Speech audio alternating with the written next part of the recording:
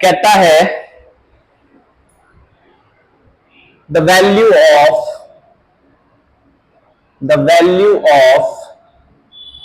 To register the value of two register, दो register है हमारे पास। The value of two register are R1 is 6 plus minus 0.3 kilo ohm, R2 is 10 plus minus 0.2 kilo ohm. The percentage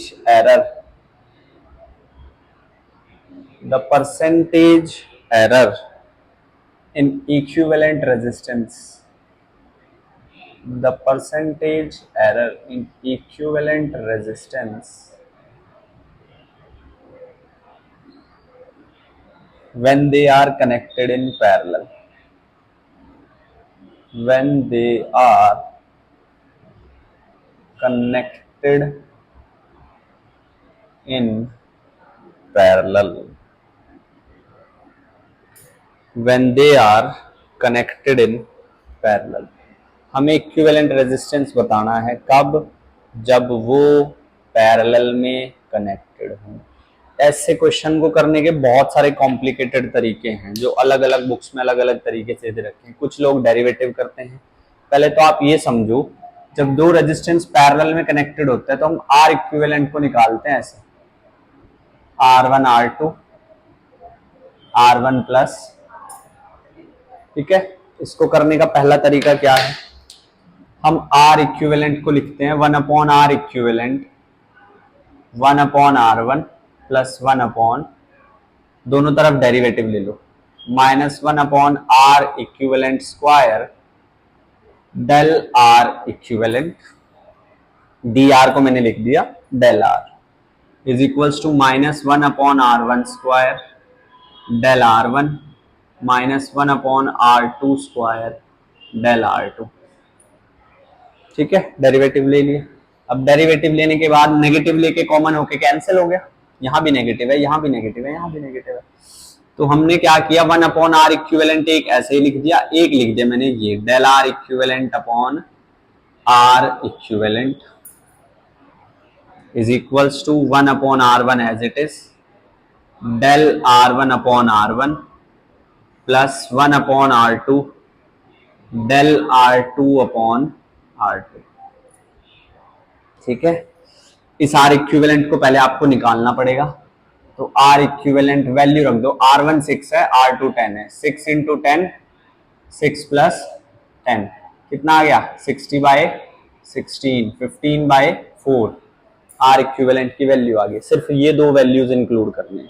ठीक है, हमें ये दो values include करनी है, इनकी नहीं बात हो रही है। ठीक है, क्लियर है बात। उसके बाद समझो बात को, अब इस आर इक्विवेलेंट को मैं उधर ले जाऊंगा तो ये मेरे पास आ जाएगा del R by R equivalent. R equivalent उधर मैंने वैल्यू रख दी 15 बाय 4, 1 अपॉन R1 कितना है 6, डेल R1 बाय R1 कितना है 0.3 अपॉन 6 प्लस 1 अपॉन R2 कितना है 10, डेल R2 कितना है 0 बाय 10। परसेंटेज एरर निकालना है तो दोनों तरफ 100 से multiply, del R equivalent upon R equivalent into 100 is equals to, पहले इसके 100 से multiply, 0.3 upon 6 into 6 into 100 plus 0.2 upon 10 into 10 into 100। ठीक है, तो इसको सिंप्लीफाई करेंगे तो कितना आ जाएगा, डेसिमल हटाया 1 0, 30 अपॉन 6 इंटू 6 प्लस 20 अपॉन 100। तो यहां से आपके पास ये कितना आ जाएगा 5 अपॉन 6 प्लस 1 अपॉन 5। एलसीएम ले लेंगे, एलसीएम लेंगे तो कितना आएगा 25 और 6 31 अपॉन 30, इतना परसेंटेज एरर आएगा। ठीक है, अब ये मुश्किल तरीका था, अब मुझे आसान तरीका चाहिए। तो मैं आसान तरीके के लिए क्या करूंगा, इसको आपने नोट नहीं करना है, मैंने सिर्फ आपको समझाने के लिए बताया। ठीक है, आसान तरीका देखो, और हो सकता है इससे आंसर सही भी ना बैठे, कुछ गड़बड़ हो जाए। सही तरीका क्या है? सही तरीका ये है, R1 R2 है, R1 R2 है, मुझे लिखना है del R equivalent upon R equivalent.